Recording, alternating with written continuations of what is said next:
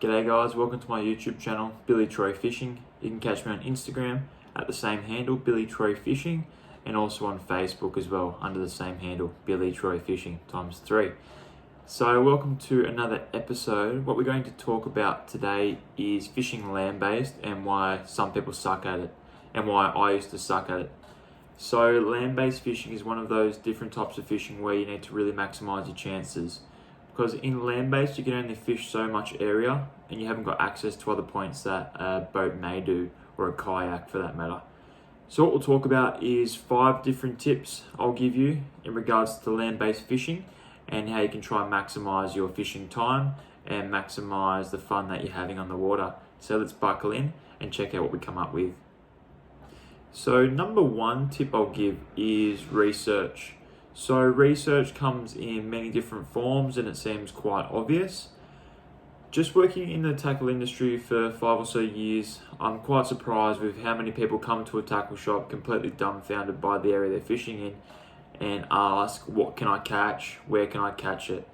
And look, this is still a good tip to use, to go to a tackle shop and ask the locals, because they will generally know better than most about what's happening in the area. But you want to walk into the tackle shop having a decent understanding of what's around.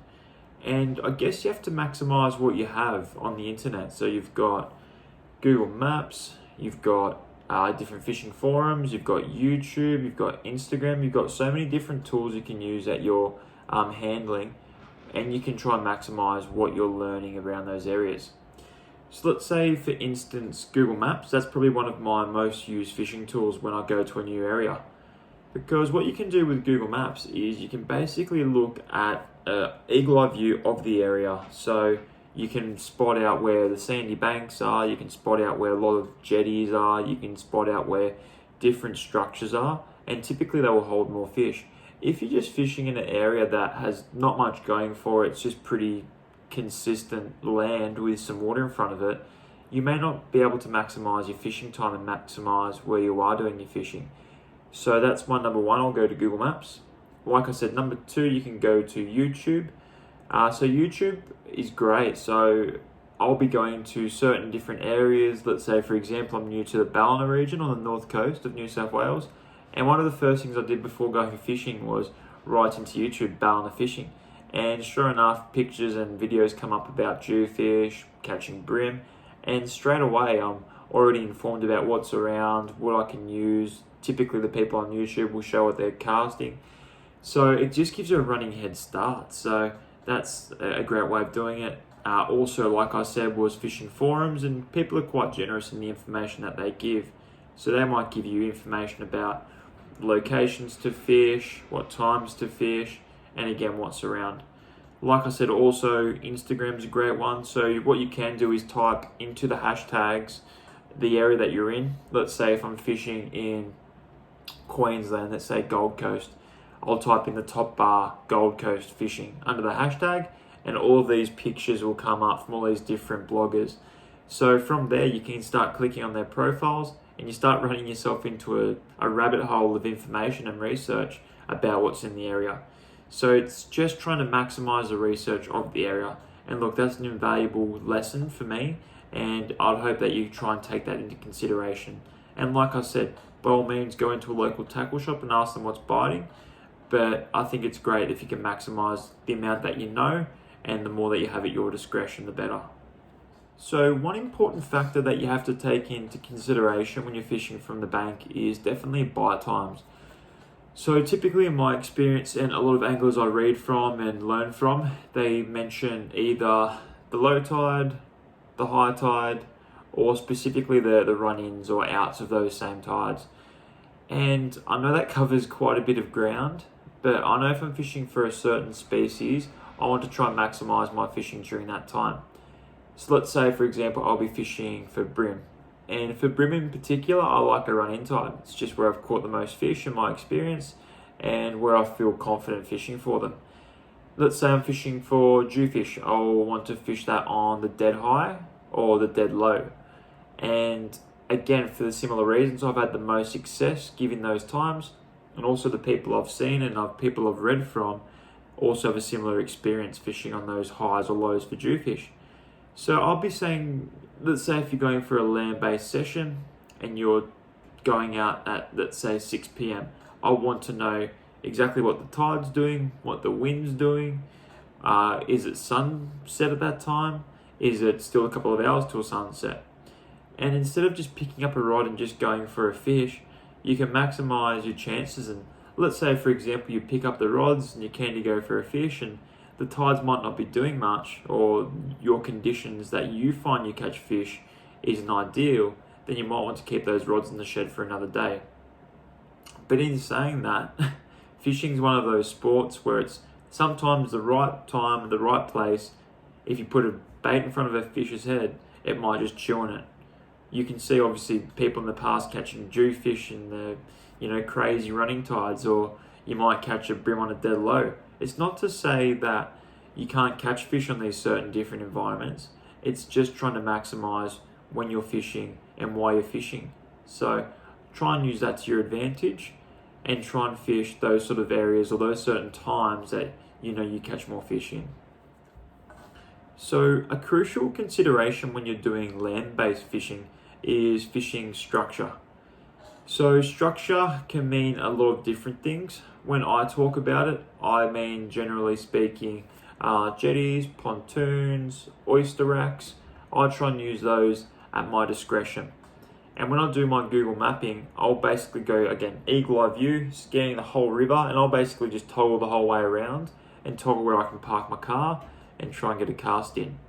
So that would be the first ideal structure I'll be talking about. Secondly, if you're fishing from a beach, for example, you want to find yourself drop-offs. So that's where the water might go from an even level, or the bottom, and then you have a big dive in the sand. So that might be where bait gets churned up. That's where bigger fish might sit in, so they're not getting affected by the tide and they can rest. So that would be a form of structure that I'll try and capitalize on. So again, if I'm going to a riverbank and there is hundreds of meters to walk, I want to make sure I'm capitalizing and fishing around where the fish will be. Same thing if I'm going to a beach and it's 5 kilometers long, I'm not going to chuck a cast in any certain spot where the waves are breaking. I'll be looking at certain breaks in the waves, or certain spots where it looks like a drop-off is, or even you might look for an area where dirtier water is. And that's where it comes into consideration, learning how to read waves, or even read just river systems and what's about.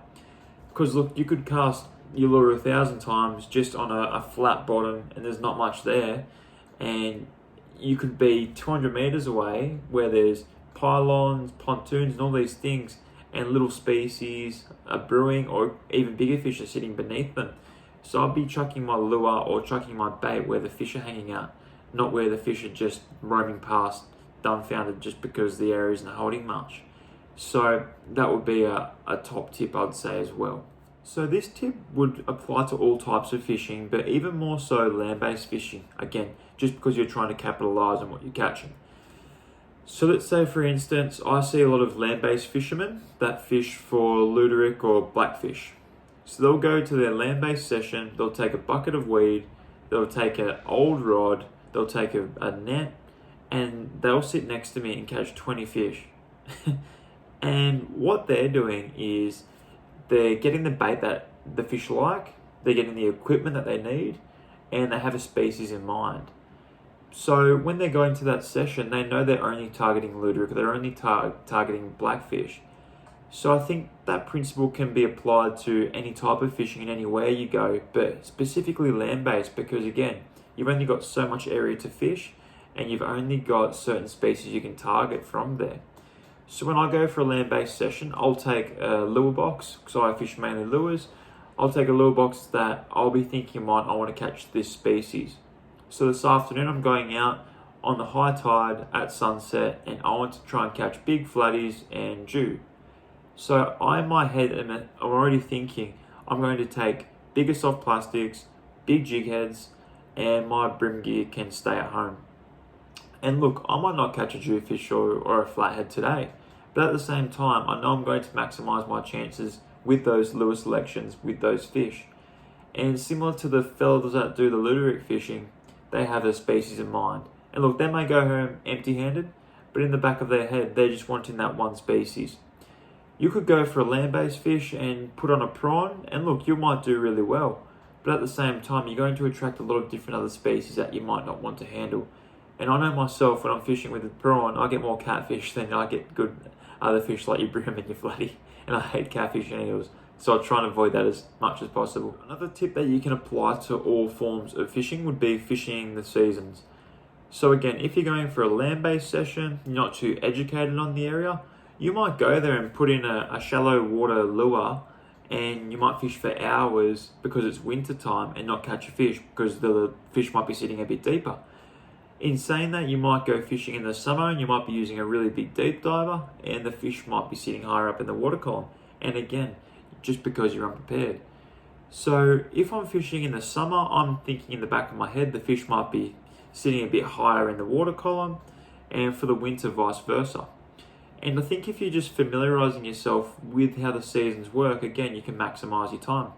And again, thinking about the shore-based fishing, you only have so much space you have to deal with. So you can't just drive a kilometer up the river in your boat and fish somewhere else because you know you can. You have to really maximize your fishing for the time that you're getting done. So look, they're my 5 tips on fishing from the land or the shore and how to maximize them. I'm sure there's hundreds of other things you can do to try and maximize your fishing time. But before starting the video, that's probably the 5 best things I can try and give you for time. And look, if you have any other things, please add them below. Please give me a follow and subscribe. That'd be sensational. Like I said, all of my handles are at Billy_Troy_fishing. I even have TikTok, so check that out. I've got some nice followers building on that. And please have a great weekend and enjoy your fishing. Cheers.